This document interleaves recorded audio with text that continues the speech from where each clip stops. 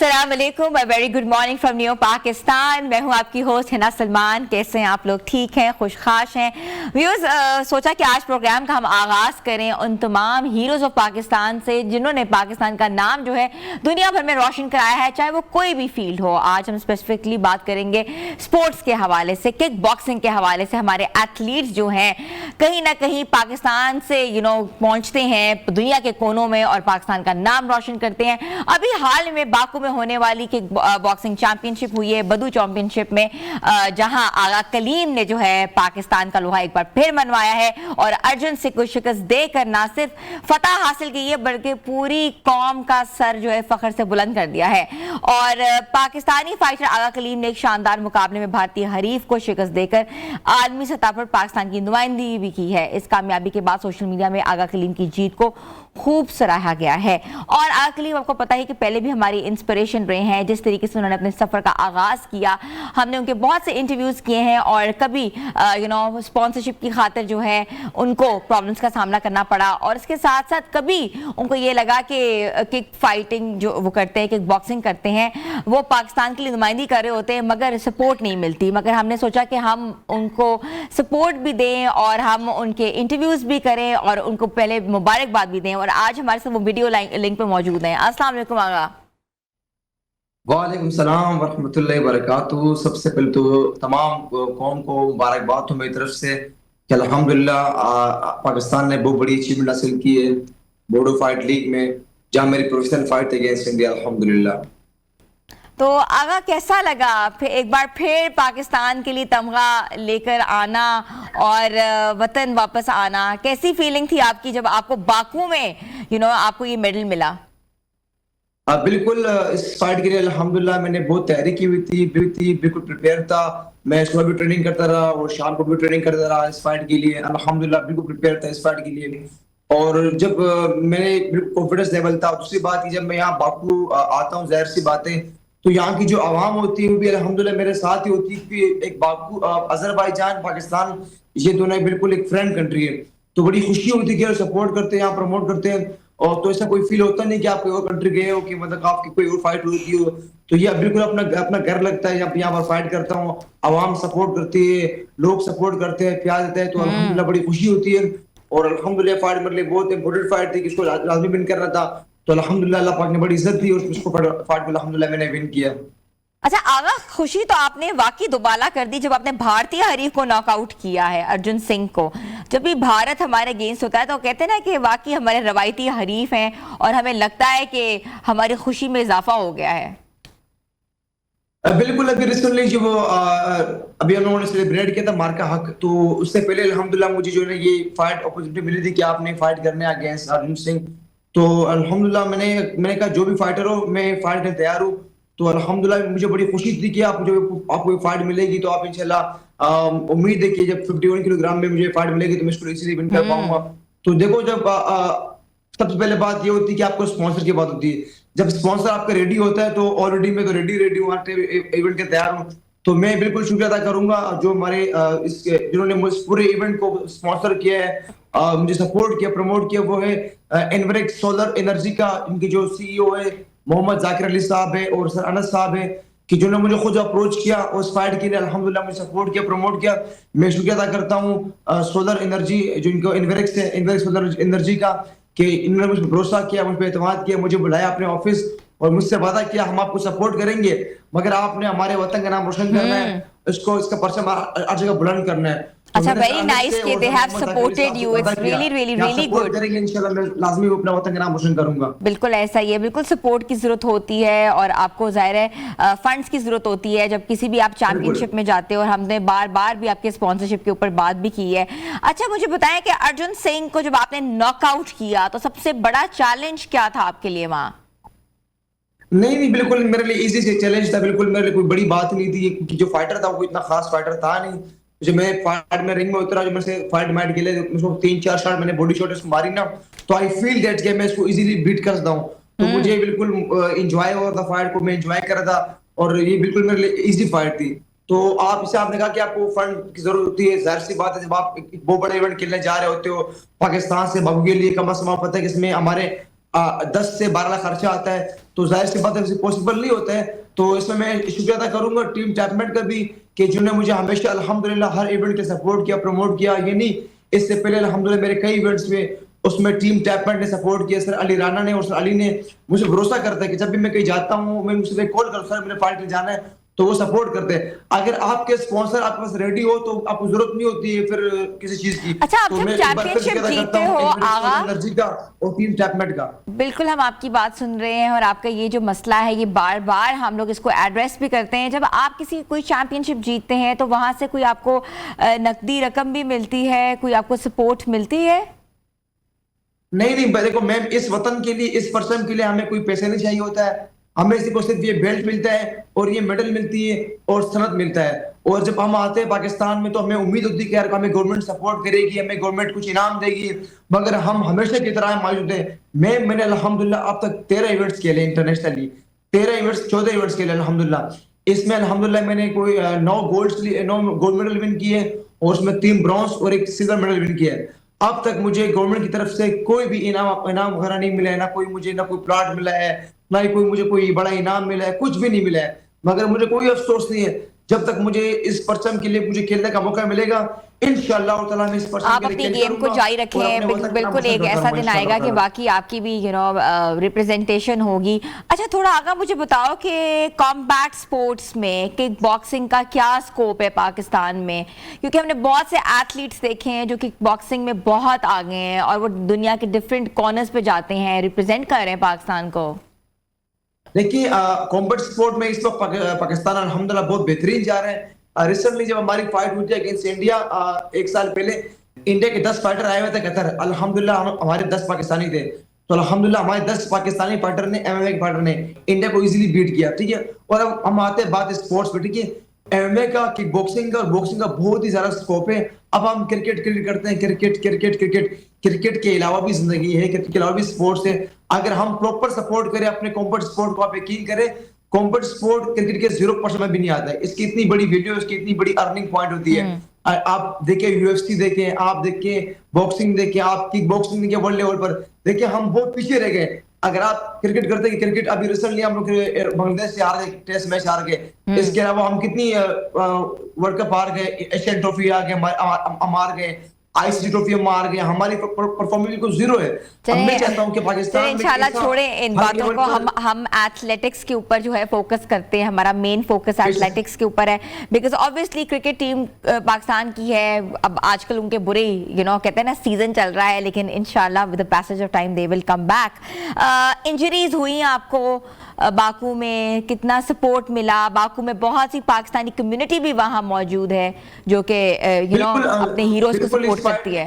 इस फाइट में मुझे जो ना ऑलरेडी शोल्डर मेरा इंजरी था, जो मेरा राइट साइड शोल्डर है, मुझे बड़ी तकलीफ है इस शोल्डर में, तो मैंने बिल्कुल इसको कोई सीरियस नहीं रहा। और दूसरी बात है, जब मेरी फाइट थी तो मुझे लेग पे ना मेरी सूजन सी हो गई थी। जब मैंने पावरफुल की स्क्वाट की थी तो उसकी कोनी पे लगी थी। जाहिर सी बात है वो पहले राउंड में मुझे फिर लगी थी चोट वगैरह। देखो हम चोट पर फोकस नहीं करते, हमारा फोकस ये होता है कि आप अपने वतन के लिए 2 फ्लाइटें लेकर पीआईए में आकर और कराची से लाहौर से बाकू आकर 2 फ्लाइटें ली है, आपने मेहनत की, आपने स्ट्रगल किया है, फिर कोई दर्द नहीं है, कोई सुजन नहीं है, कोई इंजरी नहीं है। सिर्फ अपना वतन है, इसकी शान है, उसकी आन से खेलना पड़ेगा और अपने वतन का नाम रोशन करना पड़ेगा। और दूसरी बात ये मैम, अल्हम्दुलिल्लाह मुझे बड़ी खुशी हुई पाकिस्तानी कम्युनिटी का, और स्पेशली बाकू की जो एम्बेसी है, एम्बेसडर साहब है, उनकी तमाम जो वहाँ वर्क करते तमाम लोग अल्हम्दुलिल्लाह बहुत सपोर्ट करते हैं मुझे बाकू एम्बेसी।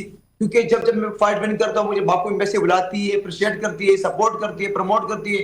जो एम्बेसडर साहब है अल्हम्दुलिल्लाह वो पर्सनली मुझे खुद सपोर्ट करते हैं, बुलाते हैं, मेरी बड़ी वो करते हैं, इज्जत देते हैं हमें। तो बड़ी खुशी होती है कि यार बाकू में आपका दूसरा घर है, इस तरह से दूसरा मेरा घर है, तो इस तरह खुशी होती है। यहाँ के लोग, यहाँ के आवाम, पाकिस्तानी कम्युनिटी, बाकू के एम्बेसडर साहब ये अल्हम्दुलिल्लाह भरपूर सपोर्ट करते हैं। तो अल्हम्दुलिल्लाह बड़ी खुशी होती है कि आपको यहाँ सपोर्ट मिलते हैं। अच्छा, दुनिया के किक बॉक्सिंग में से आपकी इंस्पिरेशन कौन है और बेस्ट किक बॉक्सिंग किस कंट्री को समझा जाता है जहाँ खेली जाती है? देखिए इस रिसर्च जगह अगर मैं पाकिस्तान लेवल में बात करूं, जो मेरी इंस्पिरेशन है वो अब्दुल्ला चांडियो है, और इसके अलावा जो मेरे शाहजेब रिंद है, ये मेरे दोस्त यार भी है, इनसे मैंने ट्रेनिंग भी की है। ان لوگوں نے مجھے الحمدللہ بہت کچھ سکھایا ہے. یہ میرے سینئرس ہیں, ان لوگوں نے الحمدللہ مجھے بہت موٹیویٹ کیا ہے. شاہ زیب اس وقت الحمدللہ کراٹے کمبٹ میں 10-0 سے ان کا ریکارڈ چل رہا ہے. امریکہ میں الحمدللہ ون آف دا بیسٹ ہے. اور اگر ہم بات کریں دبئی میں تو وہ عبداللہ چانڈیو جو ہر ہفتے گراتے ہیں انڈین اپوننٹ کو. ڈیلی ان کا ہر ہفتے فائٹ ہوتی ہے اگینسٹ انڈیا باکسنگ میں, ان کو ناک آؤٹ کرتے ہیں. تو یہ دو الحمدللہ میرے فیورٹ ہے پاکستان لیول پر. اگر ہم بات کر رہے ہیں آؤٹ آف کنٹری پہ تو اس میں ہے توان چائے ہے, اس کے علاوہ توان چائے کے علاوہ لیام بڈاکو ہے, اور جو میرے فیورٹ فائٹر ہے وہ ہے روٹانگ ہے. تو یہ الحمدللہ میرے فیورٹ فائٹر ہیں جن سے میں سیکھتا ہوں. اور سب سے بڑی بات ہے جو میری موٹیویشن ہے جن نے مجھے یہاں تک پہنچایا ہے وہ میرے کوچ ہے اقرار خان ٹائیگر, کہ جنہوں نے الحمدللہ مجھے اس قابل بنایا کہ آج میں موجود ہوں, آپ کے سامنے بات کر رہا ہوں, فائٹ کرتا ہوں الحمدللہ. یہ سب میرے کوچ اقرار خان ٹائیگر کو سے. اور لاسٹ میں ایک بار پھر شکریہ ادا کروں گا انوریکس صدر کا کہ جنہوں نے سپورٹ کیا پروموٹ کیا ایونٹ کے لیے. اور اس کے علاوہ جو ٹیم ٹیپمنٹ ہے سر علی رانا کا اور سر علی کا, کہ جنہوں نے الحمدللہ مجھے بھروسہ کیا, مجھے بھجوایا اور الحمدللہ میں نے پاکستان کے لیے فائٹ کھیلا اور پاکستان کے الحمدللہ فائٹ ون کیا اور یہ بیلٹ اور یہ میڈل پاکستان کا نام کیا. تھینک یو سو مچ سودر جی, thank you so much team ٹیپمنٹ, آپ کی محبت کا, آپ کے سپورٹ کا. اگر آپ سپورٹ نہ کرتے تو بمشکل میں یہاں پہنچتا. تھینک یو سو مچ آغا کلیم, اور ہمارے ساتھ آپ نے شیئر کیے ہیں, اور اس کے ساتھ ساتھ جو ہے آپ پاکستان کے لیے تمغہ لے کر آئے ہیں. بدو چیمپئن شپ جو ہوئی ہے باکو میں, اس میں کک باکسنگ کے شعبے میں آغا کلیم نے جو ہے پاکستان کا نام روشن کیا ہے. نہ صرف نام روشن کیا ہے بلکہ بھارتی حریف ارجن سنگھ کو ناک آؤٹ کیا ہے. That's a great achievement. بلکہ اداروں سے ایک ریکویسٹ ہے ان تمام لوگوں سے, حکومت سے, کہ ایسے تمام ہمارے ایتھلیٹس جن کو ضرورت ہے اسپانسرشپس کی, جن کو ضرورت ہے آپ کی مدد کی, ان کی مدد ضرور کریں. وہ پاکستان کے لیے کھیل رہے ہیں اور پاکستان کو ریپرزینٹ کر رہے ہیں. چھوٹی سی بریک پہ جا رہے ہیں. You have to stay with us.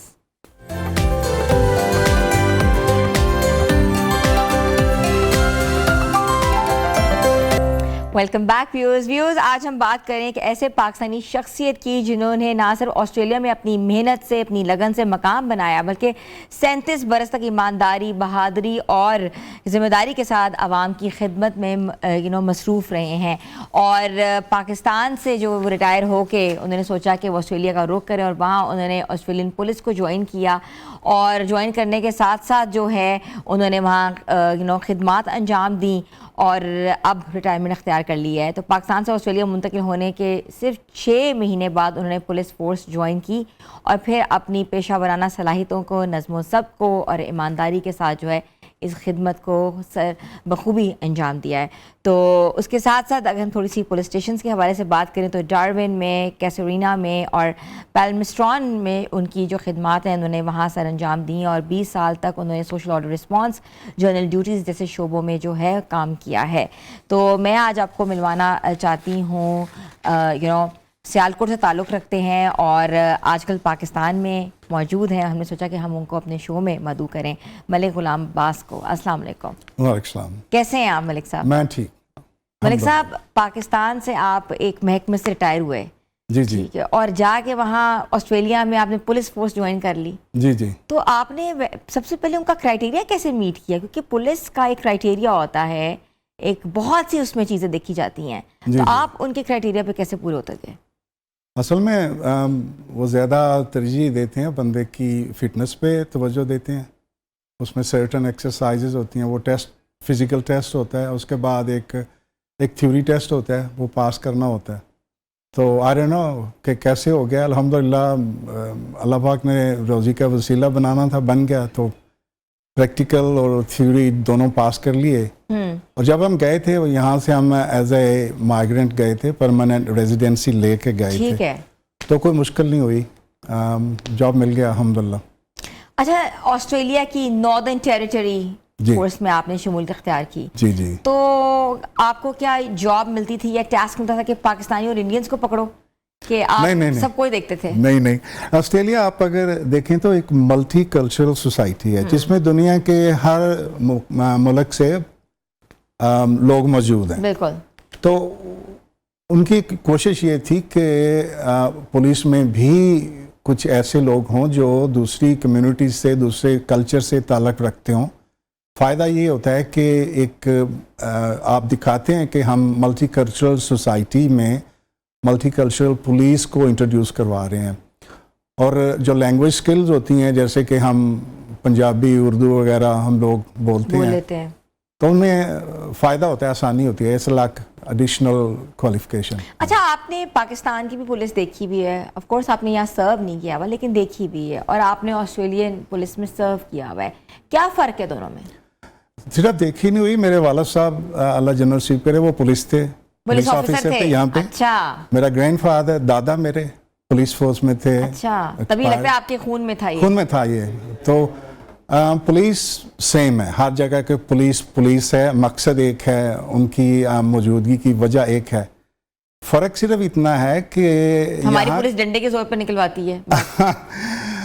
I don't know, کبھی ہم میں سے گئے ہیں نا سارے لوگ جو پولیس میں جو ہیں وہ ہم میں سے گئے ہیں, عوام میں سے گئے ہیں. تو آپ کس سے ڈیل کر رہے ہیں ڈیپینڈ کرتا ہے کہ آپ نے اوزار کون سا یوز کرنا ہے. آپ لوگ وہاں کون سے اوزار یوز کرتے تھے؟ ہاں وہاں پہ شفقت فرماتے ہیں اور ٹیکنالوجی بیس پہ انفارمیشن گیدر کرتے ہیں. ٹھیک ہے. اور پھر اس کو پریزنٹ کرتے ہیں. کورٹ میں ٹرائلز ہوتے ہیں. تو پھر یہ نہیں بھاگو دوڑو پکڑو والا چکر نہیں ہے. تو فیسلٹیز موجود ہیں, ٹیکنالوجی موجود ہے. ہم جو پروفز ہوتے ہیں, ایویڈنس ہوتی ہے وہ پروڈیوس کرتے ہیں, اور مور دین لائکلی چانسز ہوتے ہیں کہ وہ بندے کہتے ہیں کہ you got enough against me, I surrender. اچھا وہ کہتے ہیں آئی سرینڈر. ہاں most of the time that you got me. لیکن میں یہ ضرور کہوں گا کہ یہاں جو ہماری جو دیسی پولیس ہے یہ انڈر پیڈ اور اوور ورکڈ اسے کہہ لیں کہ آپ ان کو جو فیسلٹیز دیتے ہیں وہ دیتے ہیں بائی پھیرو والی, اور ان سے اسٹینڈرڈ جو آپ ایکسپیکٹ کرتے ہیں وہ چاہتے ہیں کہ پیرس والا ہو. تو ان بیچاروں کو 24 میں سے 16 گھنٹے ڈیوٹی کرواتے ہیں آپ. انسان ہیں, ان کی فرسٹریشن کا خیال کیجئے, ان کی جو دوسری گھریلو ذمہ داریاں ان کا خیال کیجئے, سیلری جو آپ انہیں دے رہے ہیں اس کا سوچئے.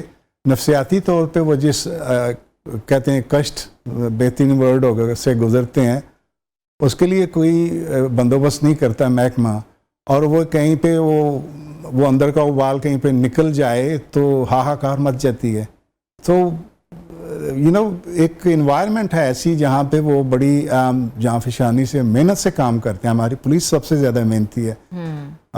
فیسلٹیز نہ ہونے کے باوجود بھی اپنے فرائض سر انجام دیتے ہیں. ہاں یہی میں کہنے والا تھا کہ ان کو ان سے جو آپ ڈیوٹی لیتے ہیں 16 گھنٹے, اور بعض اوقات تو بیچارے ایسی جگہ پہ اور ایسی ٹائپ کی ڈیوٹی ہوتی ہے ان کی, اسٹیٹک کھڑے ہیں, کوئی پرسان حال نہیں, موسم کا اثر, بھوک پیاس, یہ وہ, بس بندہ ہے آیا ڈیوٹی پہ کھڑا کر دیا ڈنڈا پکڑا کے, کافی نہیں ہے.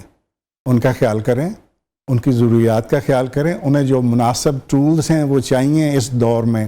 آپ کون سے ٹولز, جب آپ پولیس میں تھے آپ کو پاس کون سے ٹولز ہوتے تھے؟ ہمارے وہاں پہ ہر قسم کی چیز موجود ہے. ایک گاڑی میں 2 بندے ہوتے ہیں, بعض دفعہ ایک ہی ہوتا ہے. ڈالا جو ہوتا ہے پیٹرولنگ کے لیے. اور یہ ہے کہ وہاں پہ کنسیپٹ یہ ہے کہ آپ کو ایز اے سویلین پولیس میں جانے کی ضرورت نہیں ہے. آپ ایک فون اٹھائیں, فون کر دیں, پولیس آپ کے پاس آئے گی. وسائل اتنے ہیں ان کے پاس کہ وہ افورڈ کر سکتے ہیں. اب تو پاکستان میں بھی یہ ہو رہا ہے, just 1 call away, literally you call 15 and they're gonna come in a jiffy. بالکل ٹھیک ہے, ہوتا ہے ایسا, لیکن ایک ہوتی ہے پریونٹیو پولیسنگ. کام نہیں بھی ہو تو آپ علاقے میں گشت کرتے ہیں, جو آپ خود دیکھتے ہیں اس کو پریونٹ کرتے ہیں. جو رسپانس ٹائم ہے وہ منیمم ہوگا آپ کا. اور سب سے بڑی بات جو میں نے وہاں پہ دیکھی ہے اور یہاں پہ وہ نہیں ملتی, یا ملتی ہے اس لیول کی نہیں, پبلک کوآپریشن جو ہے نا, وہ آپ کو جو بیسک انفارمیشن ہوتی ہے نا وہ پبلک یہاں پہ رپورٹ کر دیتی ہے, لیکن کوئی بندہ گواہی دینے کے لیے آپ کے ساتھ کھڑا ہونے کے لیے تیار نہیں ہوتا. یا تو وہ they are too busy, یا پھر وہ خوفزدہ ہیں کہ ہمارا کیا ہوگا. یہ کوآپریشن جو ہے یہ میں دیکھنے میں نہیں آیا کہ یہاں پولیس کو ملتی ہو, وہاں پہ ملتی ہے. People will stand with the right. اور سب سے بڑی جو بات ہے پولیس کا جو کنسیپٹ ہے وہاں پہ, وہ ایک فرینڈ کا ہوتا ہے کہ بچوں کو سکھاتے ہیں وہ والدین کہ آپ کو کوئی مصیبت, آپ گم جائیں, کوئی مصیبت ہو ایسی, تو پولیس مین نظر آئے گا, اس کے پاس جاؤ, وہ آپ کی ہیلپ کرے گا. اور اس چیز کو گین کرنے کے لیے جو لوکل پولیس ہے وہاں کی ہماری، ہم وہاں پہ بچوں کے پرائمری اسکول سے لے کے یونیورسٹیز تک سیشنز کرتے ہیں. پولیس والے وہاں پہ موجود ہوتے ہیں. ایک آفیسر کی ڈیوٹی ہوتی ہے، اس کے ذمہ 3-4 اسکول لگا دیے جاتے ہیں. وہ یہی کام کرتا ہے یا کرتی ہے کہ صبح 8 بجے گئے اسکول میں بچوں سے ملے. کمیونٹی بلڈنگ ہے نا، آپ کمیونٹی ایک بلڈ کر رہے ہیں. ہاں، اور ان کے ساتھ وہ انٹریکٹ کرتے ہیں بچوں کے ساتھ. باسکٹ بال کھیل لیا، لائبریری میں کتابیں پڑھ لی، ان کو ویڈیوز دکھا دی. سو ایک کنسیپٹ ہے پولیس کا، پولیس از ہیلپ. اچھا غلام عباس صاحب، مجھے بتائیں کہ آپ کو پاکستان میں بھی آپ رہے ہوئے ہیں، آپ ایک پولیس فیملی سے تعلق رکھتے ہیں، آپ آسٹریلیا میں سرو بھی کر کے آئے ہیں. کرائم ریٹ جو ہے وہ پاکستان کا کیسا ہے، آسٹریلیا کا کیسا ہے؟ کرمنل مائنڈ کہاں زیادہ ہے؟ ہر جگہ موجود ہیں، لیکن جس لیول پہ کرائم ریٹ یہاں پہ یا جس لیول تک چلا جاتا ہے، جس نیچر میں چلا جاتا ہے، ویسا نہیں ہے. ہر جگہ پہ اچھے برے لوگ موجود ہیں. ہمیں چوری وہاں پہ بھی ہے، ڈاکہ زنی ہے، قتل ہے، ادر وہ جنسیاتی جو مجرم ہوتے ہیں وہ بھی موجود ہیں. لیکن وائلنس کا جو فیکٹر ہے نا، وہ یہاں پہ یا تھریٹس آف وائلنس جو ہے وہ یہاں پہ کچھ زیادہ ہے، وہاں پہ تھوڑا کم ہے. اور دوسری بات میں نے یہ نوٹس کیا ہے کہ یہاں پہ جو فائر آرمز کی یا اسلحہ کی ایکسیس ہے، جو لوگوں کو آسانی سے مل جاتا ہے، ویسا وہاں پہ نہیں ہے. ایکسیس آف آرمز نہیں ہے؟ جی جی جی. کیا لائسنس نہیں ملتا لوگوں کو؟ لائسنس ملتا ہے سپورٹس پرپز کے لیے، شوٹنگ کے لیے آپ جائیں، شکار کے لیے جائیں، یا رینج پہ آپ جاتے ہیں تو آپ target shooting, clay target shooting ہے، اس کے لیے ملتا ہے. آپ گاڑی میں اسلحہ لے کے لوڈڈ ایمونیشن کے ساتھ نہیں گھوم سکتے. گھر میں اسلحہ اور ایمونیشن ایک ساتھ نہیں رکھ سکتے. آپ جیسے یہاں پہ ہے کہ چودھری صاحب نے کندھے پہ وہ اسکائی لارکنگ ہے وہ رکھی ہوئی ہے، دنالی گھوم رہے ہیں، یہ نہیں ہے. You can't do that. اور پسٹل کا لائسنس تو بالکل نہیں ہے انلیس کہ آپ ایک شوٹنگ کلب کے ممبر ہیں اور آپ ایک روٹین کی جو اسپورٹ بیسز یا that's correct, that's what I wanted to say. Yeah. ٹھیک ہے، not for your own show of کے، اور نہ یہ نہیں ہے، یہ نہیں ہے. اچھا غلام عباس صاحب، آپ ہمارے ساتھ ہی رہیں، بلکہ ویوز بھی ہمارے ساتھ رہیں. چھوٹی سی بریک پہ جا رہے ہیں. Stay with us.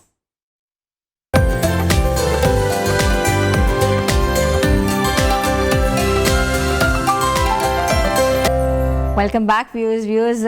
آج ہم بات کر رہے تھے پاکستانی نژاد آسٹریلین تھے جو کہ پولیس میں وہاں سرو کر چکے ہیں اور آج کل پاکستان میں موجود ہیں. ہم ان سے کمپیریزن کر رہے تھے کہ پاکستان پولیس اور آسٹریلین پولیس میں کیا فرق ہے، کتنا ڈسپلن میں فرق ہے، کتنی مینٹل ہیلتھ کے اندر جو ہے چینجز ہونی چاہیے. غلام عباس صاحب، مینٹل ہیلتھ کی اگر بات کریں، that's very important topic to discuss because we been discussing this issue since like every second day کہ مینٹل ہیلتھ کتنی ضروری ہے. ڈسپلن میں آنے کے لیے ایک پولیس آفیسر کی مینٹل ہیلتھ کیا ہونی چاہیے؟ دیکھیے، میں یہ نہیں کہہ سکتا کہ یہاں پہ افورڈیبلٹی کیا ہے گورنمنٹ کی، لیکن میں ایک مثال کے طور پہ یہ کہہ سکتا ہوں کہ پولیس میں جہاں پہ جن انوائرمنٹس میں نے 37 ایئرز جاب کی ہے، پولیس کے اپنے 3 سے زیادہ at least 3 that I know 3 psychologist ہیں. اس کے علاوہ ایک ویل بینگ آفیسر ہوتا ہے جو سرونگ پولیس آفیسر ہوتا ہے، اور روٹین میں وہ آتے جاتے رہتے ہیں. آپ کے تھانے میں آئیں گے، آپ کے ساتھ بیٹھ کے گپ شپ کریں گے، کافی پئیں گے، آپ سے پوچھیں گے کیا چل رہا ہے. آپ کسی بھی وقت ٹیلی فون پہ یا ان پرسن سائیکالوجسٹ کے پاس جا سکتے ہیں، اور وہ پورا خفیہ ہوگا، کانفیڈینشیل ہوگا.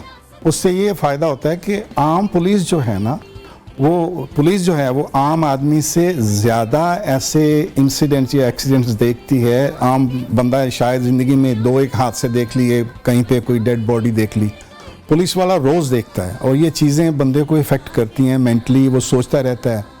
کسی زخمی بچے کو دیکھا تو اس کا اپنا بچہ اس کے ذہن میں آتا ہے کہ یار میرا بچہ ہوتا تو کیا. یہ چیزیں جو ہیں نا، they take a toll.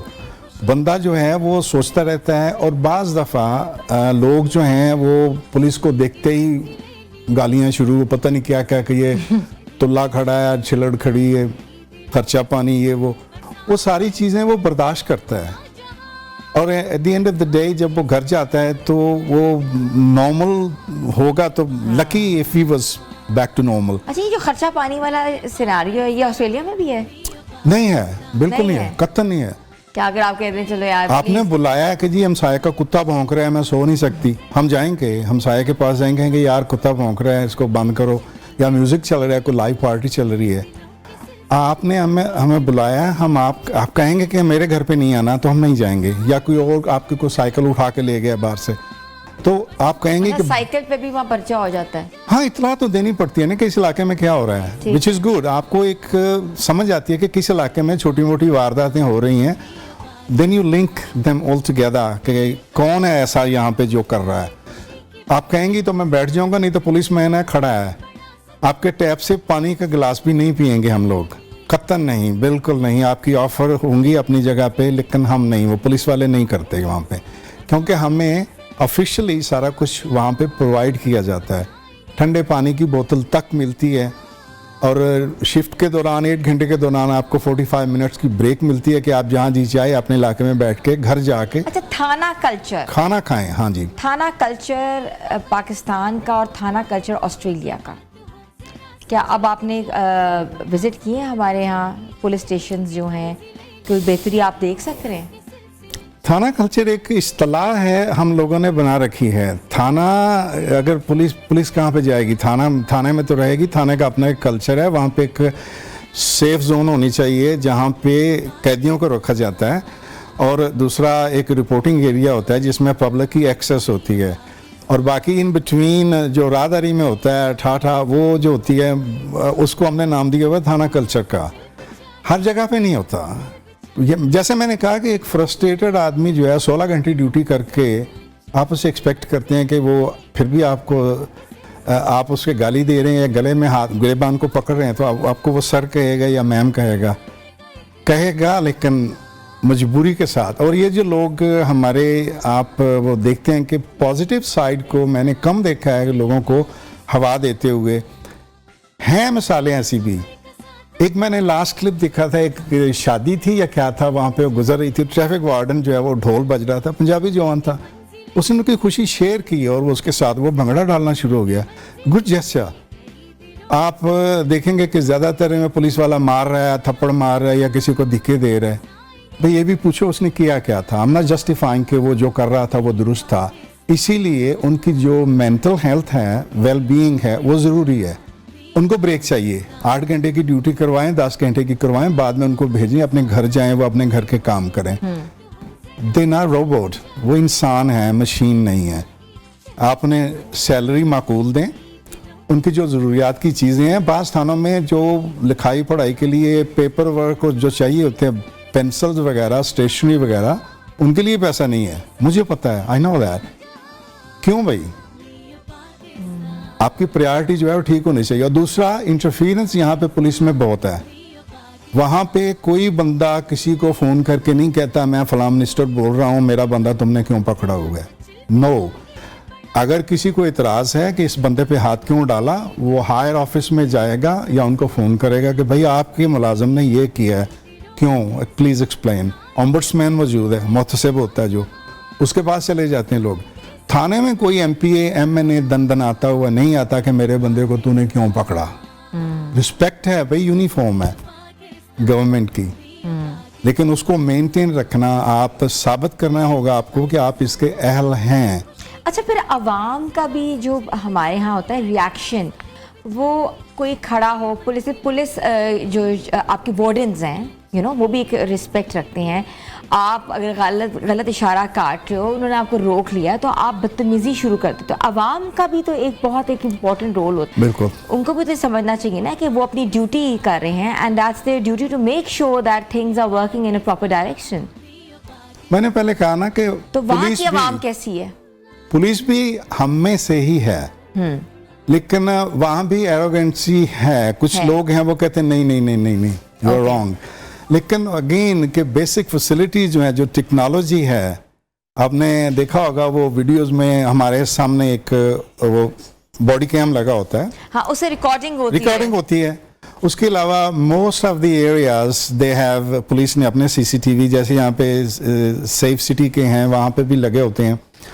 تو وائلنس جو ہے نا, کسی قسم کی وائلیشن جو ہے شوڈ آئی سے, वो रिकॉर्डेड है मोस्ट ऑफ द टाइम, और जैसा कि मैंने कहा जहाँ पे हमें ज़रूरत होती है पब्लिक हमारी हेल्प, एक बंदा बदतमीज़ी कर रहा होगा तो यहाँ पे 10 बंदे खड़े होके मज़ा ले रहे होते हैं, वहाँ पे ये नहीं होता। वहाँ पे अगर वो बंदा पुलिस वाले के साथ या वार्डन के साथ नाजायज़ बहस कर रहा है, बिला वजह कर रहा है, एक तो पुलिस वाला करेगा नहीं, दूसरा अगर वो हो रहा है ना, वो उसे कहेंगे कि यार तेरा दिमाग ख़राब है, एक तो गलती करते हो, ऊपर से झगड़ा करते हो, क्यों टाइम वेस्ट कर रहे हो सभी का। तो हमारी मेंटालिटी थोड़ी जो है ना, वो बड़े हम ना वो रेबेलियस किस्म के लोग हो गए हैं, वाइल्ड। एक्चुअली आई थिंक आप मुझे बेहतर बता सकते हैं, गैप आ चुका हुआ है पुलिस के साथ जो है, राब्ता नहीं है। कॉमनर का वो डरता है, ख़वातीन जो है वो अक्सर रिपोर्ट्स नहीं करती थी पहले, अब तो ख़वातीन के वर्चुअल पुलिस स्टेशंस भी मौजूद हैं, they can call, and even physical police stations में कोई ना कोई आपका खातून भी इस वक्त फ्रंट ऑफिस पे हैं। तो एक जो गैप है उसको कैसे फिल कर सकते हैं ताकि आवाम ये समझे जहाँ हम जा रहे हैं that is our safe zone. देखिए गैप, मैं I mean I don't know if it's related और नॉट, आपने कभी सुना है कि आप, या आपने कभी किया है कि आपके भाई की मंगनी है या आपकी सालगिरह है तो आप लोकल पुलिस को फ़ोन करेंगे भाई आओ केक काटना है? नहीं। तो सोशल इंटरेक्शन आपका क्या है? चोरी हो गई है, डकैती हो गई है, एक्सीडेंट हो गया, पुलिस को भेजो, फ़ौरन मुझे हेल्प चाहिए। आप ऐसे इवेंट्स अरेंज करें जिसमें पुलिस का और आवाम का आपस में मिलाप हो।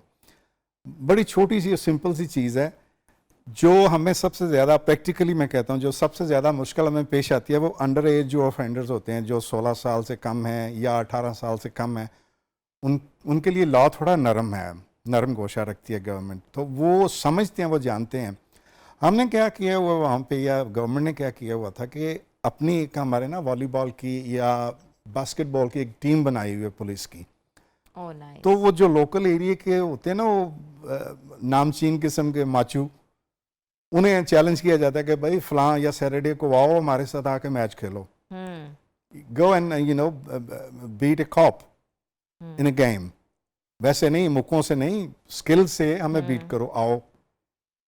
ये जो होम्स होते हैं, ये वन व्हीलिंग और उलम पलम, इनके लिए beat the heat race track है, आपने गाड़ी एक उसको बिल्डअप किया हुआ है, मॉडिफिकेशन की हुई है, और आप शो ऑफ करना चाहते हैं, आएँ, पुलिस की एक गाड़ी जाएगी वहाँ पे बनी हुई छवि, उसमें स्पेशल जो ड्राइवर स्किल वाला होता है वो होता है। सो इंटरेक्शन जो है पब्लिक के साथ, एक फ्रेंडशिप हम मेंटेन रखते हैं कि उसको ये एहसास नहीं हो देखने वाले को कि ये पुलिस वाला है, ये मुझे पकड़ने के लिए खड़ा हुआ है, या मुझे इसने अंदर डालना खड़ा हुआ है, या मेरे से पैसे लेने हैं। ये कंसेप्ट यहाँ पे इंतहाई स्ट्रॉन्ग है, बाहर में बिल्कुल नहीं है। करप्शन का तो ज़ीरो है, ना कोई किसी को देने का पता है ना किसी को लेने का पता है। मैंने बताया ना कि ज़रूरत ही नहीं है किसी को करप्शन करने की। हाँ, मेंटालिटी जो है ना, पुलिस को जो देखते हैं लोग, वो एज ए फ्रेंड देखते हैं।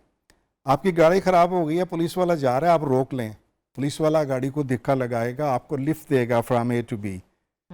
दर्जनों बंदे ऐसे होते हैं रात को टोन हो के जनाब वो सड़क नहीं पार हो रही, गिरने वाले हैं, तो टैक्सी वाला भी नहीं बिठा रहा, हमें पता है ये गिरेगा, रॉब होएगा, कोई आएगा वॉलेट ले जाएगा, पुलिस को रोक लो, पुलिस आपको घर छोड़ के आएगी, कोई मसला नहीं, नो क्वेश्चन आस्क्ड। तो हम मदद करते हैं, इसलिए एक माशरे की वेलबींग के लिए जो पुलिस है that has a major role.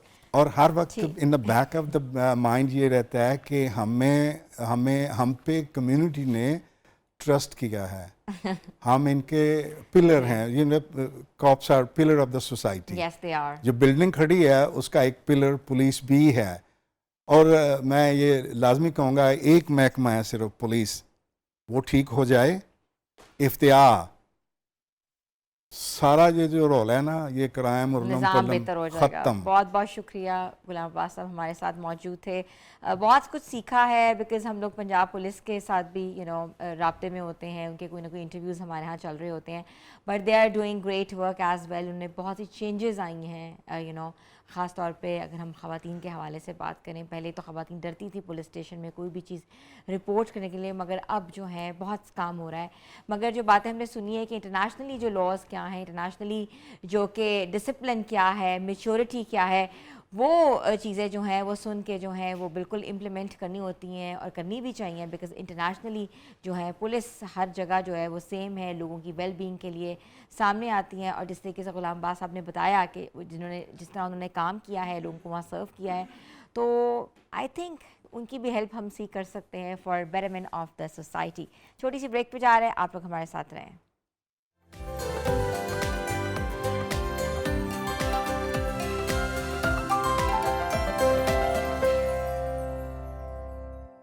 Welcome back viewers. انسان اپنی زندگی میں مختلف جسمانی، ذہنی، روحانی مسائل کا شکار ہوتا ہے. ہمیں یہ نہیں سمجھ آ رہی ہوتی کہ ہم جس مسئلے میں پڑے ہوئے ہیں، ہمیں انزائٹی ہے، ہمیں ڈپریشن ہے، ہمارے میں رزق کی تنگی آ گئی ہے، دن بدن پریشانیوں میں ہم گھر جاتے ہیں، اور انسان جو ہے کچھ عرصے کے بعد اپنے آپ کو اندر سے کمزور سمجھنا شروع ہو جاتا ہے.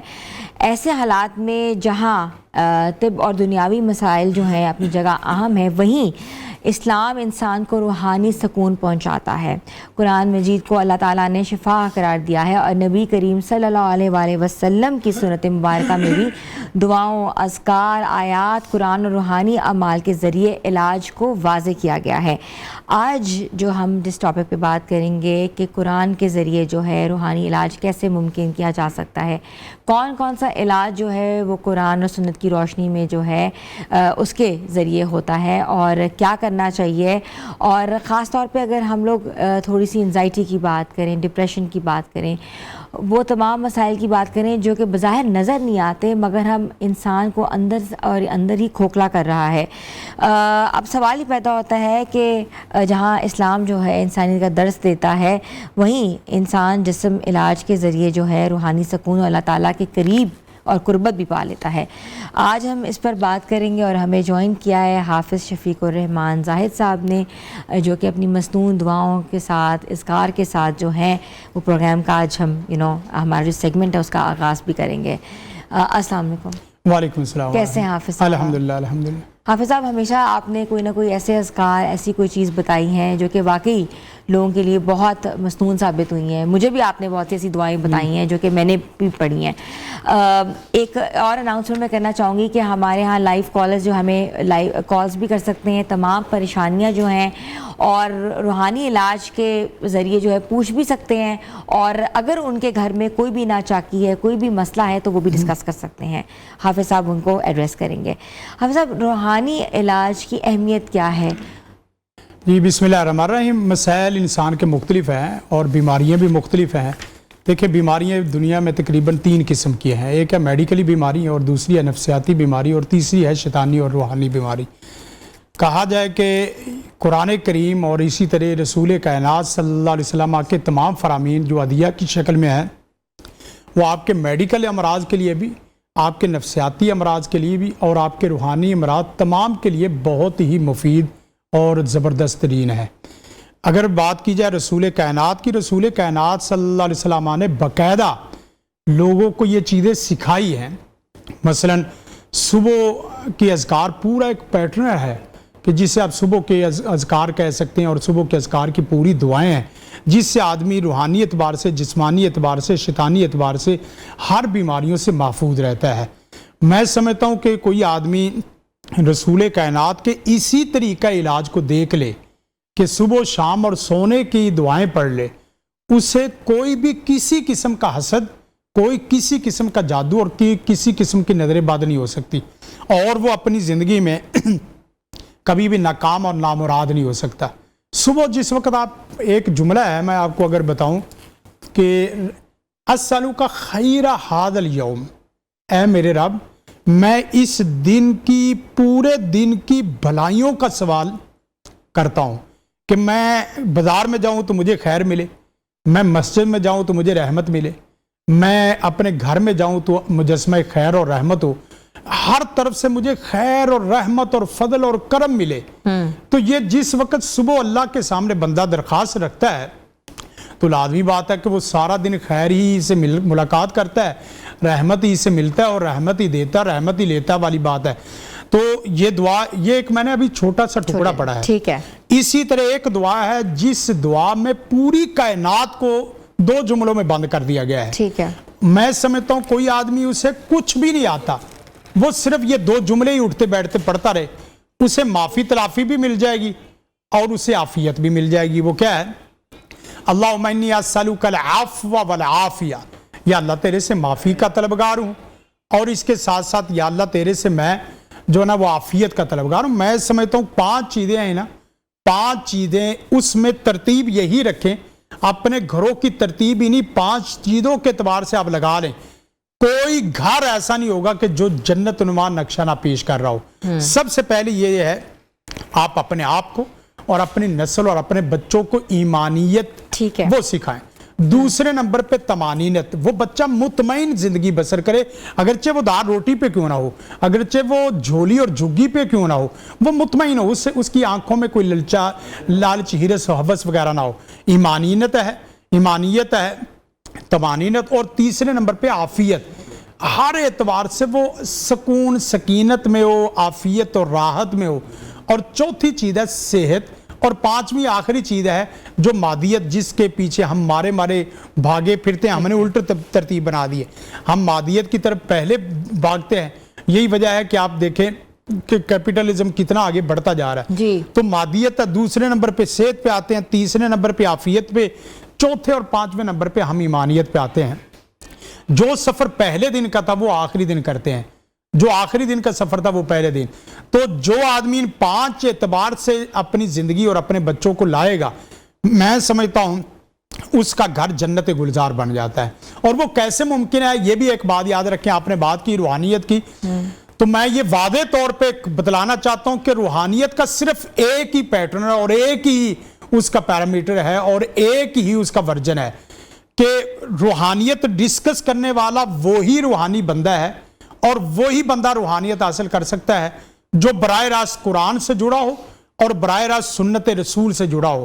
معاف کرنا، یہاں جتنے بھی عاملین آتے ہیں میرے سمیت سب، ان سے کہیں کہ حضرت آپ حافظ صاحب کوئی بھی چیز بتانی مجھے قرآن سے بتائیں، قرآن کی آیت پیش کریں، حدیث پیش کریں۔ بالکل تدبر بالقرآن کے بغیر، بالسنہ کے بغیر، مثلا مجھے کلمہ ہی نہیں آتا، مجھے قرآن کا ترجمہ نہیں آتا، تو میں نے روحانیت کس ٹیکسٹ سے آگے چلانی ہے؟ ٹیکسٹ سے ہی آگے جو نا وہ آپ اپنی لوجک اور اس کی انٹرپریٹیشن پیش کریں گے۔ تو قرآن کریم اور سنت رسول، اور اس کے ساتھ تیسری ہے اخلاص، اور چوتھی چیز ہے رزق حلال۔ ہمارے ہاں یہ ہوتا ہے کہ روحانیت وہ لوگ ڈسکس کر رہے ہیں اور روحانی علاج جن کا معاف کرنا قرآن کریم کی کسی ایک صورت سے ایک بھی تعلق نہیں ہے۔ ٹھیک ہے، آپ ان سے ترجمہ سن لیں، نماز کا ترجمہ سن لیں، کلمے کا ترجمہ سن لیں، نہیں آتا، لیکن یہ ہے کہ وہ روحانیت ڈسکس کر رہے ہیں۔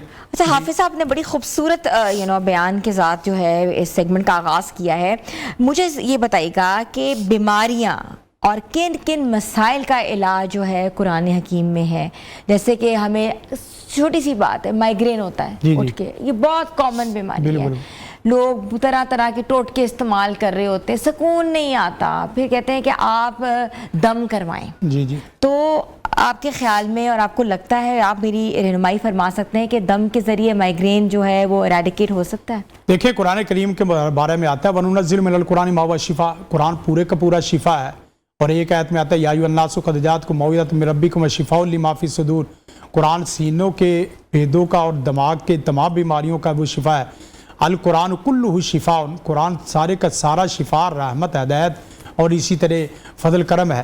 تو بات کی جائے مثلا کسی آدمی کو کسی بھی قسم کا قلبی اور دماغی مائیگرین والا مسئلہ ہے تو آپ اس کے لیے تجربہ کر کے دیکھ لیں، 4 چیزیں پڑھیں۔ ٹھیک ہے، ایک ہے سورۃ فاتحہ، ٹھیک ہے، دوسرے نمبر پہ ہے آیت الکرسی، اور تیسرے نمبر پہ ہے سورۃ اخلاص، اور چوتھے نمبر پہ ہے آپ یہ چوتھا کلمہ لا الہ الا اللہ وحدہ لا شریک لہ لہ الملک و لہ الحمد یحیی و یمیت وہو علی کل شیء قدیر۔ میں اللہ سے ڈر کے کہتا ہوں کہ آپ کا دماغ پھٹنے والا کیوں نہ ہو اور آپ خودکشی کے قریب پہنچ چکے ہوں اور اپنے آپ سے تھک کے اپنے آپ کو آگ لگانے والے ہوں، اتنا دماغ پھٹ رہا ہے، تو یہ چاروں کلمے آپ کو ایسے سکون میں لے جائیں گے کہ سورۃ فاتحہ بھی، آیت الکرسی بھی، اور اخلاص، اور چوتھا کلمہ، اس کو آپ ہر نماز کے بعد 7 دفعہ پڑھ لیں یا 10 دفعہ پڑھ لیں۔ اور اسی طرح صبح و شام اگر تسبیح کر لیں، ایک تسبیح صبح کر لیں ایک شام کر لیں، تو انشاءاللہ آپ ذہنی اعتبار سے اتنے سکون میں ہو جائیں گے. حتیٰ کہ میرا تو دعویٰ یہ ہے کہ کوئی آدمی میری ریسپی اور کلیے کے مطابق سورۃ اخلاص اس طرح پڑھے کہ اپنے قل هو اللہ پڑھتے وقت اس کو کوئی شرک، کفر، بدعت و خرافات نہ ہو، وہ ایک اللہ کے سامنے جھکنے والا اور مانگنے والا ہو. 10 دفعہ سورۃ اخلاص پڑھنے سے اس کا دل جنت نما ہو جاتا ہے. 10 دفعہ پڑھنے سے. ہمارے ہاں یہ ہے کہ 1.25 لاکھ دفعہ تسبیح پڑھائی جاتی ہے، اور 1.25 لاکھ کسی ایک بھی حدیث میں اور ایک آیت میں بھی نہیں ہے. ہم 1.25 لاکھ گٹلیاں پڑھ رہے ہیں، ہم 1.25 لاکھ جو نا وہ تسبیحات پڑھ رہے ہیں. حتیٰ کہ یہ کہ تسبیح بنانے والوں نے بھی وہ ہزار دانوں کی لاکھ وہ بنا، ان کو پتا ہے کہ مارکیٹ میں یہ چیز چل رہی ہے. تو برکیف آپ مسنون پہ رہیں، جائز پہ رہیں. جب آپ صحیح کمپنی کی مارکیٹ میں چیز لیتے ہیں تو آپ کو فائدہ بھی ہوتا ہے. جب آپ چائنا مارکیٹ میں 2 نمبر مارکیٹ میں جائیں گے تو سیدھی بات ہے آپ کو ایسے چلتے پھرتے وظائف ملیں گے کہ وہ وظیفہ ہی آپ کو مارنے والا مسنون ہے کہ نہیں. ہم اس پہ بھی بات کریں گے. حافظ صاحب چھوٹی سی بریک پہ جا رہے ہیں، مگر ہمارے جو کالرز ہیں ہمیں لائیو کالز کر کے اپنے مسائل ڈسکس کر سکتے ہیں اور اذکار اور دعائیں جو ہیں حافظ صاحب سے جی پوچھ سکتے ہیں. تو اسٹے ٹیون ود اس.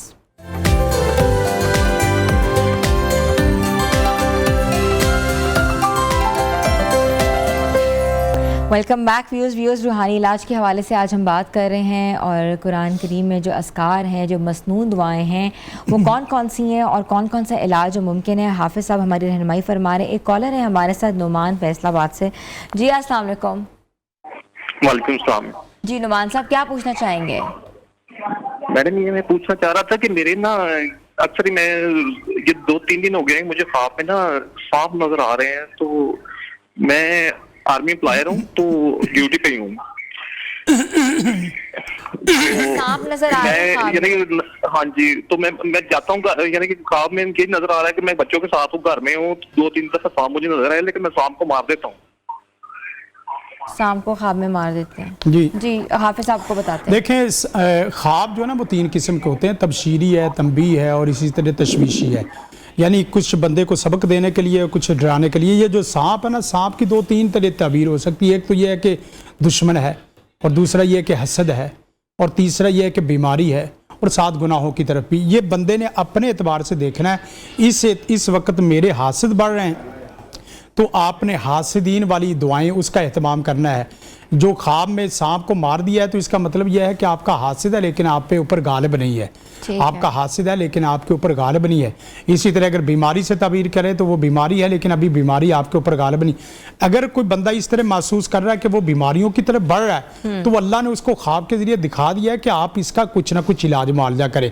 اور اگر کوئی آدمی سمجھتا ہے کہ اس کی جاب میں، اس کے بزنس میں کچھ ایسے مسائل آ رہے ہیں جو نہ چاہتے ہوئے بھی وہ آ رہے ہیں، تو اس کو چاہیے کہ حاسدین کے حسد سے بچنے کی وہ دعائیں پڑھے.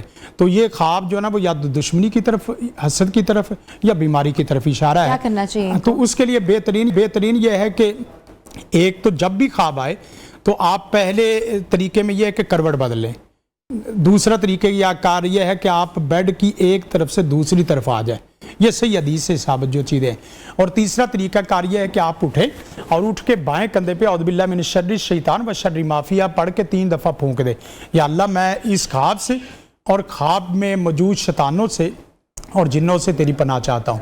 اور اگر تھوڑی سی اگر اللہ فرصت دے اور اسی طرح توفیق دے تو اٹھ کے وضو کر کے 2 رکعت نماز پڑھ لے اور تھوڑا سا صدقہ کر لے. وہ خواب اسی جگہ ختم ہو جائے، زائل ہو جاتا ہے اور آپ کی وہ زندگی پہلے سے زیادہ اچھے طریقے سے چلنا شروع ہو جاتی. ہمارے ہاں یہ ہوتا ہے کہ خواب آتے ہیں لیکن خوابوں کی صحیح تعبیر یا تو بتائی نہیں جاتی یا خوابوں کی تعبیر لگائی نہیں جاتی. خوابوں کی تعبیر یہ ہمیں اشارہ ہوتے ہیں کہ کل آپ کو یہ مسائل پیش آ سکتے ہیں. پہلے سے آپ اپنا خیال کریں. جیسے ہمارے ہاں روڈ بریکر آتے ہیں، روڈ بریکر بتاتا ہے کہ وہ گاڑی کا سٹیئرنگ وغیرہ آپ کے ہاتھ میں کنٹرول میں ہے کہ نہیں ہے. اسی طرح خواب بتاتے ہیں کہ آپ کو آنے والے وقت میں تکلیف یا ازمائش یا پریشانی آ سکتی یا آنے والے وقت میں آپ کو خوشی آ سکتی. ٹھیک ہے، بہت خوب. بالکل. حافظ صاحب مجھے بتائیے گا کہ ہم آیت کریم کے حوالے سے، آیت کریمہ جو ہے بہت سے لوگ پڑھتے ہیں، اس کی پڑھائی کے بارے میں یہ کہا جاتا ہے یا تو یہ 1.25 بار پڑھیں، اس کو کھلا نہیں پڑھنا چاہیے، اس کے بڑے قاعد و ضوابط ہیں، یہ بہت گرم ہوتا ہے. کیا ایسی باتیں ہیں؟ دیکھیں یہ سارے بناوٹی لوگوں کی بناوٹی باتیں ہیں.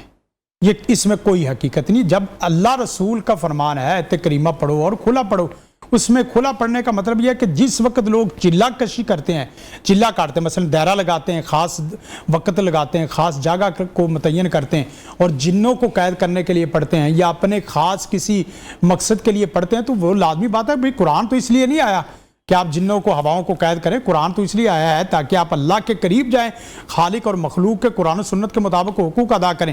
آیت کریمہ میں جو سب سے بنیادی جو کی ورڈ اور بنیادی کنسپٹ ہے وہ یہ ہے، آیت کریمہ اپنے آپ کو بطور مجرم اللہ کے سامنے پیش کرنے کا نام ہے، اپنے آپ اپنے گناہوں کا اعتراف کر کے اللہ کی عدالت میں اپنے آپ کو پیش کرنے کا نام ہے۔ یا اللہ میں ظالم ہوں، میرے سے غلطی ہوئی، میرے سے کوتاہی ہوئی، اب تو وحدہ لا شریک ہے، تو معاف کرنے والا ہے۔ جس وقت آدمی اپنے آپ کو بطور مجرم اور بطور گناہ کا معترف پیش کر کے آیت کریمہ پڑھنی شروع کر دے، آپ یقین کریں 100 دفعہ نہیں پڑھتا، 100 سے پہلے اللہ اس کی گناہوں کو معاف کر دیتا ہے اور اس کی مشکلات کو آسان کر دیتا ہے۔ آیت کریمہ ہے اور ایک اور بہت بڑا زبردست وظیفہ ہے، لا الہ الا اللہ العظیم الحلیم، لا الہ الا اللہ رب العرش العظیم، لا الہ الا اللہ رب السماوات و رب الارض و رب العرش الکریم۔ ہمارے وہ لوگ جو کلموں کے نام پر بھی کلمے زائد بتاتے ہیں، وہ ان کی بجائے وہ کلمے پڑھیں جو رسول کائنات نے دیے ہیں۔ یہ کتنا پیارا کلمہ ہے، آیت کریمہ بھی ایک کلمہ ہی ہے، سمجھ لے اللہ کی توحید کا ایک کلمہ ہے، لا الہ الا اللہ العظیم الحلیم، یہ بہت بڑا کلمہ ہے۔ میں سمجھتا ہوں کوئی آدمی اس کے اوپر غموں کے پہاڑ ٹوٹ جائے، آیت کریمہ اور یہ دونوں پڑھ لے۔ ہم یہی سے کہیں گے، ایک کالر ہمارے ساتھ ہے، مسز شبیر ہے کوئٹہ سے۔ جی السلام علیکم۔ جی السلام علیکم۔ وعلیکم السلام۔ جی مسز شبیر، آپ کو آواز آ رہی ہے؟ جی آ رہی ہے۔ جی کیا سوال پوچھنا چاہیں گی؟ لوگوں کے اوپر مطلب مشکلیں آ رہی ہے، کوئی بھی کام ٹھیک نہیں ہو رہا، جو بھی جان بھی کوشش کرتے ہیں سارا کچھ خراب ہو رہا ہے، تو اس میں مجھے پوچھنا تھا کہ کیا کرے، کوئی بندش ہے، جادو ہے، کوئی نظر بد ہے، اسد ہے، یا ایسا کچھ ہے ہمارے اوپر؟ کس کام کے حوالے سے سب سے زیادہ آپ کو مسائل کا سامنا کرنا پڑ رہا ہے؟ مطلب میرے شوہر کا جو وہ ہے کام ہے وہ ہو رہے ہے، مالی حالت ہم لوگوں کا صحیح نہیں ہے۔ دیکھیں اس کے لیے بہترین طریقہ کار ہے، کوئی بھی آدمی جاب کے لیے نکلے، کوئی بھی آدمی بزنس کے لیے نکلے، کوئی بھی آدمی کسی بھی کام کے لیے نکلے، اس کا بہترین طریقہ کار یہ ہے کہ وہ باوضو 2 رکعت نماز پڑھ کے پھر گھر سے دعا پڑھ کے نکلے۔ اور ایک دعا ہے جو بڑی زبردست ترین دعا ہے، سیدنا انس رضی اللہ تعالیٰ عنہ کے پاس، سیدنا انس رضی اللہ تعالیٰ عنہ کو نبی کریم صلی اللہ علیہ وسلم کے پاس ان کی والدہ لے کے گئی، جس طرح انہوں نے اپنا مسئلہ پیش کیا، انہوں نے بھی اللہ کے رسول کے سامنے مسئلہ پیش کیا کہ ہمارا رزق کا مسئلہ حل نہیں ہو رہا۔ تو اللہ کے رسول نے ایک دعا، 3 جملے ہیں اور اس کا آپ اندازہ کریں رزلٹ کتنا اچھا ہے، اللہم اکثر مالی و والدی و بارک لی فیما آتیتنی۔ اللہ کے رسول نے اس کو دعا دی، اللہم اکثر مالہ، اگر آپ نے بیوی نے خامد کے لیے یا بچوں کے لیے پڑھنی ہے دعا تو اللہم اکثر مالہ یہ جملہ پڑھنا ہے، ووالدہ وبارک لہ فیما آتیتہ، اور اپنے لیے پڑھنی تو اللہم اکثر مالی ووالدی وبارک لی فیما آتیتنی۔ اس دعا کی برکت سے سیدنا انس رضی اللہ تعالیٰ نے فرماتے ہیں ایک دعا کی برکت سے کام کتنے ہوئے؟ ایک تو کام یہ ہوا کہ اللہ تعالیٰ نے مجھے اولاد بیٹے پوتوں سمیت 100 کی تعداد میں پہنچ گئے، اور دوسرا یہ کہ میرا باغ ایک دفعہ نہیں سال میں 2 دفعہ پھل لاتا تھا، اور تیسرا یہ ہے کہ اللہ تعالیٰ نے مجھے لمبی عمر بھی عطا کر دی۔ گویا کہ اس دعا کی برکت سے کوئی آدمی چاہتا ہو بار بار کثرت سے پڑھتے چلتے پھرتے پڑھتے رہے۔ اور ایک اور دعا ہے، اللہم انی اعوذ بک من الفقر، یا اللہ یہ 3 چیزوں کی کمی سے تیری پناہ چاہتا ہوں، میں زندگی بھر فقر نہیں دیکھنا چاہتا، ٹھیک ہے، اور اسی طرح زندگی بھر قلت نہیں دیکھنا چاہتا، چیزوں کی قلت، عزت کی قلت، دولت کی قلت، شہرت کی قلت میں نہیں دیکھنا چاہتا، ٹھیک ہے، اور اسی طرح 7 کفر ہے، اللہم انی اعوذ بک من الفقر والقلہ والذلہ، ذلت، یا اللہ میرے گھر میں میری نسلوں میں ذلت نہ آئے۔ آپ یقین کریں یہ 3 لفظ ہیں، تینوں لفظوں سے آپ کے گھر کا فقر، آپ کے گھر کی قلت، آپ کے گھر کی ذلت سرے سے ختم نہ ہو تو پھر کہنا اللہ کی رحمت. لیکن یہ کہ ہر نماز کے بعد 7 دفعہ پڑھ لیں یا اسی طرح چلتے پھرتے آپ اس کو پڑھتے رہے. اور خصوصاً ایک جملہ جو ذوالحجہ کی مناسبت سے, ذوالحجہ کی مناسبت سے کوئی آدمی چاہتا ہو کہ انہی دنوں کے اندر اللہ کی رحمت میں آ جائے, انہی دنوں کے اندر 8-10 دنوں کے اندر وہ یہ کلمہ بار بار پڑھتا رہے, سبحان اللہ, الحمدللہ, ولا الہ الا اللہ, اللہ اکبر, لا حول ولا قوت الا باللہ. ان کے متعلق آتا ہے افضل الحسنات, افضل الحمد, افضل الذکر, افضل الشکر, اور اسی طرح احب اللہ, اور اسی طرح احب الیہ مما تعالیٰ. اتنی حدیثیں, سب سے افضل کلمہ, سب سے افضل ذکر, سب سے افضل دعا, سب سے افضل حمد اللہ تعالیٰ کے ہاں, اور دنیا کائنات کے تمام کلمات میں سب سے اچھا کلمہ یہ 4-5 کلمے ہیں. اور یہ کنز من کنوز الجنہ, اس کی تصویر صبح کرے اور شام کرے, اللہ کی رحمت کو دیکھے گا اپنی. ٹھیک ہے حافظ صاحب, چھوٹی سی بریک پہ جائیں, واپس آتے ہیں. تو ویورز آپ ہمیں لائیو کالز کریں اور we are coming in a short break. Stay tune with اس.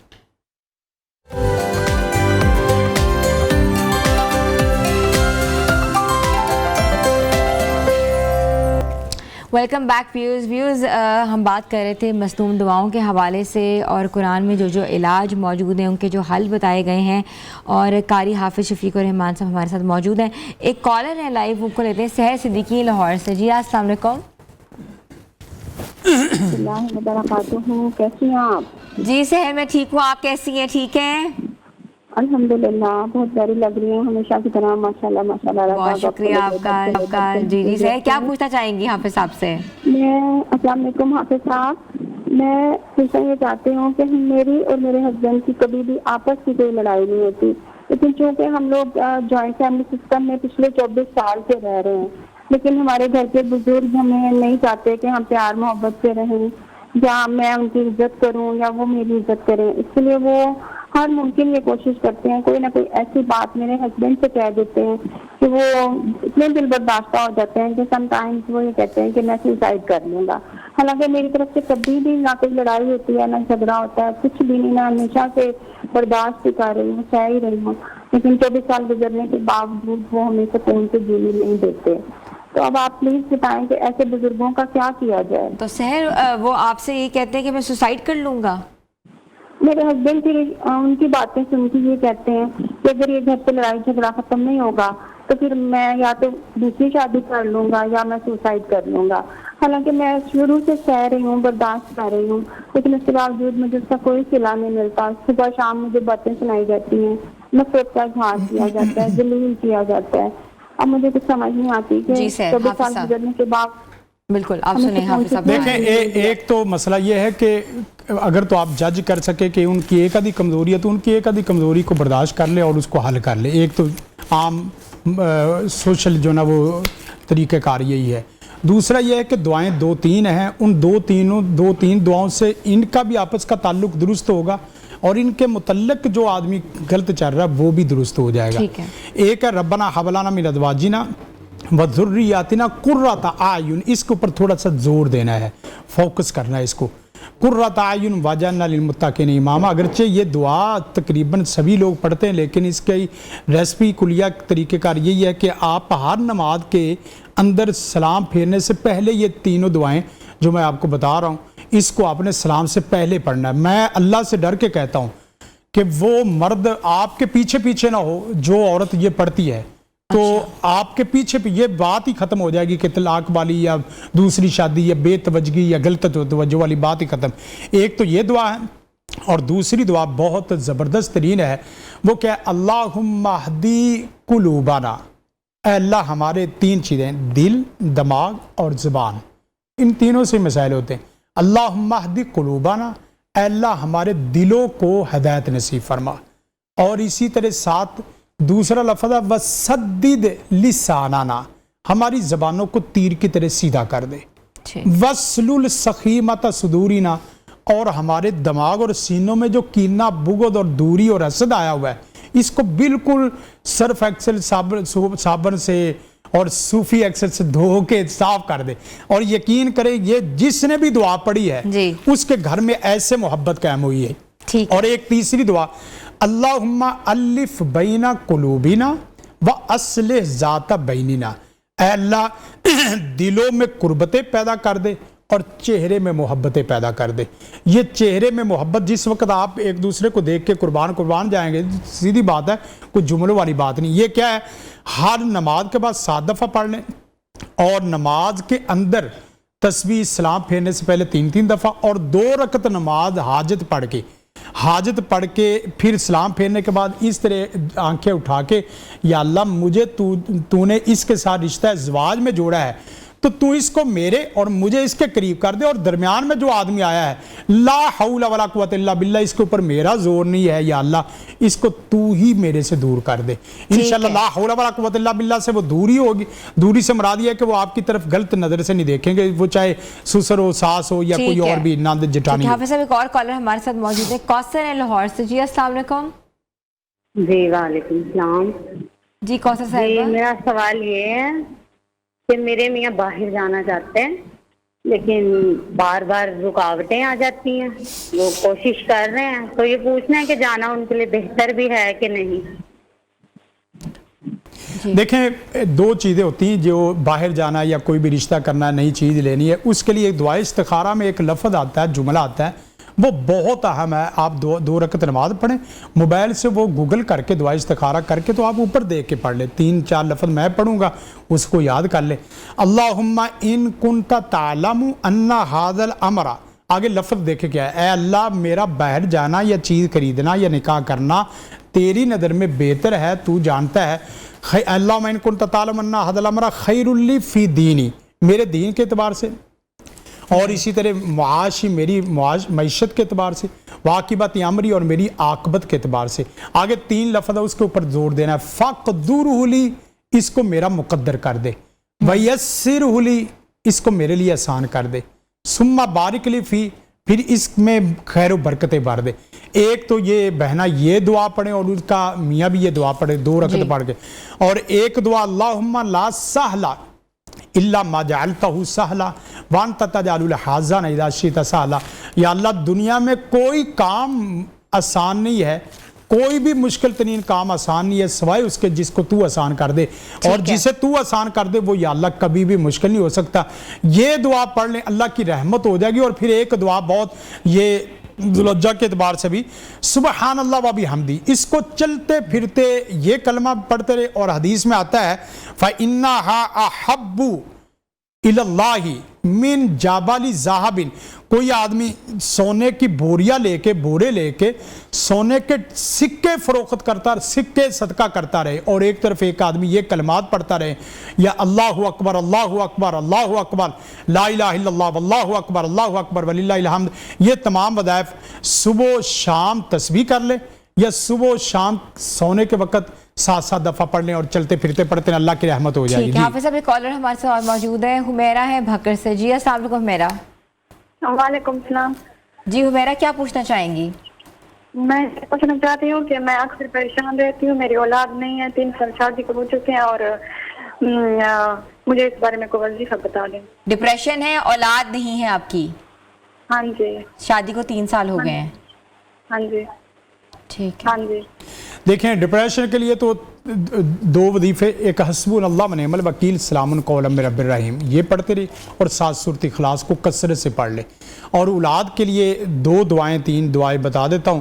ایک تو ربی حب لی من الصالحین, اور دوسرا ربی لا تذرنی فردا وانت خیر الوارثین, اور تیسرا ہے ربنا حب لنا من ازواجنا وذریاتنا قرۃ اعین واجعلنا للمتقین اماما. یہ پڑھنے کے 3 طریقے ہیں اس کے. دیکھیں ہمارے ہاں پڑھنے کا طریقہ وہ نہیں سمجھا جاتا. ایک تو یہ کہ اذان فجر اور نماز فجر کے درمیان میں یہ پڑھنی ہے 11 دفعہ. دوسرا یہ ہے کہ روزانہ 2 رکعت نماز حاجت پڑھ کے سجدے میں جا کے یہ 10-11 دفعہ پڑھ کے آسمان کی طرف دعا کر کے دیکھنا, یا اللہ 2 جملے بولنے اس نے. اولاد نہ ہو, کوئی بھی بے اولاد آدمی اس کی اولاد نہ ہو, تو اللہ آپ جو نا وہ اس وظیفے کے اوپر کوئی بھی کلیم بلیم کر سکتے ہیں. اولاد یقینی ہے, آپ اللہ کو 2 جملے کہیں آسمان کی طرف دیکھ کے. وہ کیا, ایک جملہ یہ کہنا, یا اللہ اکیلا تو ہی اچھا لگتا ہے, میں اکیلا نہیں اچھا لگتا یہ اکیلی نہیں. دوسرا یہ جملہ کہنا, یا اللہ تیرے لیے اولاد کا ہونا عیب ہے اور میرے لیے اولاد کا نہ ہونا عیب ہے, یا اللہ جس طرح تو بے عیب ہے اس طرح مجھے بھی بے عیب کر دے, اولاد عطا فرما دے. انشاءاللہ اس سے اللہ کی رحمت ہو جائے گی. اور ہر نماز کے سلام کے पहले ये 3-3 दफ़ा ठीक है पढ़ते। हाफिज साहब, एक और कॉलर है हमारे साथ, मुकद्दस इस्लामाबाद से। जी अस्सलाम वालेकुम। वालेकुम सलाम जी मुकद्दस, क्या पूछना चाहेंगी? जी, मुझे नींद नहीं आती।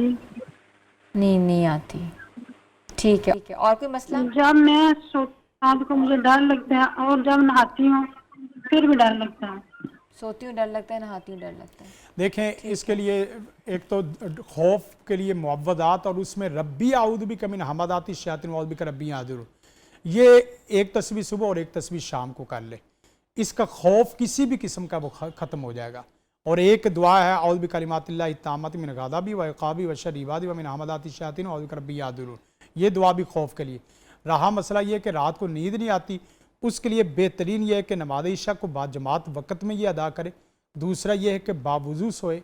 और तीसरा तरीक़ेकार ये है कि सोने के अज़कार में खुसूसन आयतुल कुर्सी है और 4 कुल और एक सूरत बाकरा के आखिरी रुकू के मुतल्लक आता है कि जो आदमी ये रुकू पढ़ लेता काफ़ा ताहू, वो काफ़ी हो जाता उसको नींद, बेखाबी से, शैतान से, और इसी तरह बुरे ख्वाबों से और हासिदीन से। सूरत बाकरा का आखिरी रुकू पढ़ ले और ये 4 कुल वगैरह पढ़ ले, आयतुल कुर्सी साथ मैंने बताई, तो इंशाल्लाह ये पढ़ के फूंक ले। और एक दुआ बहुत बड़ी, सारी रात की सारी मखलूक़ात के अज़कार एक तरफ, यानी फरिश्तों की हमद, इंसानों की हमद, जिन्नों की हमद, नबातात हवानात की हमद, सारी मखलूक़ात की दुआएं एक तरफ और एक दुआ एक तरफ है, बहुत ज़बरदस्त है। हदीस में आता फ़क़द हमिदल्लाह बिजमी हामिदिल खल्क़ की कुल्लिहिम, अल्हम्दुलिल्लाहिल्लज़ी कफ़ानी वावानी, अल्हम्दुलिल्लाहिल्लज़ी अतअमनी व सक़ानी, अल्हम्दुलिल्लाहिल्लज़ी मन्ना अलैया फ़अफ़दल, अल्लाहुम्मा इन्नी अस्अलुका बिइज़्ज़तिका अन तुनज्जियनी मिनन नार। हदीस में आता फ़क़द हमिदल्लाह बिजमी महामिदिल खल्क़ि कुल्लिहिम, पूरी कायनात, तख्लीक़ात और मखलूक़ात की हमद एक तरफ और एक दुआ एक तरफ। कौन ऐसा वली और कौन ऐसा नेक आदमी है कि जो फरिश्तों से, इंसानों और जिन्नों से ज़्यादा अल्लाह की हमद करता हो। एक दुआ बहुत बड़ा पैकेज है, और जुल्हज्जा में तो बहुत बड़ा पैकेज है, इसको लगाने की कोशिश करें, नींद भी आएगी, रात भी सुकून में। ठीक है। अच्छा, आजकल आपको पता है ज़िलहज का महीना है, हज का महीना है, लोग जो हैं हज पे जाते हैं, और यहाँ लोग जो बैठे होते हैं वो सिर्फ देख रहे होते हैं और दुआ कर रहे होते हैं कि उनको भी हज की सादत नसीब हो। तो उसके लिए कोई दुआ है? देखें, बहुत ज़बरदस्त दुआ है। आप जो भी आदमी उम्रा करना चाहता है और उसके पास एक टेडी पैसा रुपया टका रुपया नहीं है, जो आदमी हज करना चाहता है उसके लिए कुछ उसके पास नहीं है, वो आदमी ये दुआ, मैंने पीछे रमज़ान से पहले वो तजर्बा किया, अल्लाह ताला ने फौरी बुला लिया। वह आरीना माना सीखाना व तू बारीना इन्ना कंत तव्वाबुर रहीम, या अल्लाह मैं भी तेरे मनासिक हज, तेरा घर, तेरे हबीब का रोज़ा रसूल देखना चाहता हूँ। ये नमाज के एंड पे और इसी तरह हर नमाज में 7-7 दफ़ा पढ़ता रहे। यकीन करें, जिसने भी ये तजर्बा किया अल्लाह ने उसको उम्रा करवा दिया है। जिसने भी ये तजर्बा किया अल्लाह ताला ने उसको मन मुराद पूरी की है। सैयदना इब्राहीम अलैहिस्सलातु वस्सलाम की जो दुआएं हैं, इस वक्त हम कुर्बानी एक उनकी सुन्नत वाला अमल कर रहे हैं। सैयदना इब्राहीम अलैहिस्सलाम की दुआएं इतनी अहम है, उसमें से एक हस्बुनल्लाह व निअमल वकील। आपके सामने कोई जहन्नम जैसी हसद की आग जला दे, आप इस वजीफे से पढ़ने के बाद निकल जाते हैं। रब्बना अली का तवक्कलना व इलैका अनबना व इलैकल मसीर, और इसी तरह रब्बना ला तजअलना फितनतल लिल्लज़ीना कफ़रू वाग़फ़िर लना, और रब्बना वाबस कोई बच्चा किसी का इदारा, कंपनी और घर नहीं चल रहा तालीम के एतबार से, उनके लिए सबसे बड़ा पैकेज है अल्लाह के रसूल सल्लल्लाहु अलैहि वसल्लम की ये दुआ का नतीजा, रसूल कायनात इस दुआ का कि मक्का आबाद हुआ है, मदीना आबाद हुआ है, रसूल कायनात की जो ना वो ज़ाते बाबरकत से रब्बाना वाबस फ़ीम रसूल रब्बाना वाबस फ़ीम रसूल अमिन अनफुसिहिम यतलू अलैहिम आयाति व युअल्लिमुहुमुल किताब वल हिकमा व युज़क्कीहिम इन्नका अंतल अज़ीज़ुल हकीम। आप यकीन करें, आपका घर मदरसा, आपका घर तलीम का, आपका घर तरबियत का, आपका घर दरसगाह बन जाए। जो आदमी चाहता है उसका घर तलीम का, दरसगाह, तरबियत का बने। ये दुआ पड़े अल्लाह की रहमत। ठीक है हाफिज साहब, एक कॉलर हमारे साथ है, शहनाज हैं, आई थिंक फैसलाबाद से हैं। जी अस्सलाम वालेकुम शहनाज। वालेकुम सलाम। जी क्या पूछना चाहेंगी हाफिज साहब से आप? मैं हाफिज साहब से पूछनी, हाँ मेरे घर के हालात बहुत खराब हैं, कोई दुआ वजीफा दस, मैं अपने माली हालात ठीक करें पढ़ के। घर के हालात बहुत ख़राब है, कोई वजीफा बताएं। देखें, एक तो यह है कि घर में 6 सूरतें लगा दे, सूरत बाकरा, रहमान और यासीन। ये सुबह तिलावत तर्जमे के साथ लगाए, हर में मक्के का इमाम या मदीने का इमाम ले ले, اور صورت فتح حشر تغابن یہ عصر کے وقت لگا دے، اور چلتے پھرتے یہ 4 تسبیحات وہ پڑھتی رہے، اس سے رزق کی بھرمار ہو جائے گی اللہ تعالیٰ کی رحمت سے۔ ایک تو سبحان اللہ و بحمدہ سبحان اللہ العظیم، سبحان اللہ و بحمدہ سبحان اللہ العظیم، اس سے رزق بہت زیادہ کثرت سے آتا ہے۔ اور ایک دعا اللہم اکفینی بحلالک عن حرامک واغنینی بفضلک عمن سواک، اس دعا کو بھی صبح و شام 7 دفعہ پڑھ لے۔ اور ایک بہت زبردست دعا ہے، اگرچہ پیچھے لمبی ہے، اللہم رب السماوات السبع ورب العرش العظیم ربنا ورب کل شیء فالق الحب فالق الحب والنوى منزل التوراۃ والانجیل، آگے اعوذ بک من شر کل شیء انت آخذ بناصیتی، یہ جملے بہت اہم ہیں۔ اللہم انت الاول فلیس قبلک شیء وانت الآخر فلیس بعدک شیء وانت الظاہر فلیس فوقک شیء وانت الباطن فلیس دونک شیء، آگے 2 لفظ ہیں، یا اللہ تو اول، تو آخر، تو ظاہر، تو باطن، تو ہی سب کچھ ہے، اقضی عنی الدین، میرا یہ قرض، میرا یہ بوجھ، میرا یہ رزق، اس مسئلے کو حل فرما، واغنینی من الفقر، اور مجھے غنی بادشاہ بنا دے۔ جو آدمی چاہتا ہو کہ وہ دنیا میں غنی بادشاہوں کی طرح مستغنی زندگی بسر کرے، اس کے لیے یہ بہت اہم دعا ہے۔ اور یہ بھی یاد رکھیں کہ میں نے جو بھی دعا پڑھی ہے یہ کوئی میری مارکیٹ کا وظیفہ نہیں ہے، یہ گوگل کر لیں، انٹرنیشنل قسم کے حوالے ہیں، میں نے جو ایک لفظ جو پڑھا ہے وہ ایک لفظ گوگل کریں، آپ کے سامنے پوری دعا آ جائے گی، پوری دعا آ جائے گی انشاءاللہ العزیز۔ اس دعا کی برکت سے رزق ختم نہیں ہوتا، میں نے آپ کو کہا رزق ختم نہ ہونے کی بات ہی نہیں ہے، بادشاہ بننے کا وظیفہ۔ بہت بہت شکریہ، ہمارے ساتھ موجود تھے معروف روحانی مولج قادری حافظ شفیق الرحمان، جنہوں نے ہمیں قرآن و سنت کی روشنی میں روحانی علاج، دعاؤں، اذکار اور اسلامی تعلیمات کے مطابق جو آگاہی دی۔ تو ویوز، آج کا پروگرام کیسا لگا؟ اپنا فیڈ بیک ضرور دیجیے گا، آپ کا فیڈ بیک ہمارے لیے بہت ضروری ہے، اور خاص طور پہ آج کا جو یہ سیگمنٹ تھا ہمارا روحانی علاج کے متعلق، یہ آپ ہمارے سوشل میڈیا پلیٹ فارمز پہ دیکھ سکتے ہیں، نیو پاکستان کے پیج پہ جا کے جو ہے آپ یہ اسپیشلی کانٹینٹ دیکھیں، اور ملیں گے کل نئے پروگرام کے ساتھ۔ اپنی ہوسٹ کو اجازت دیں، اللہ حافظ۔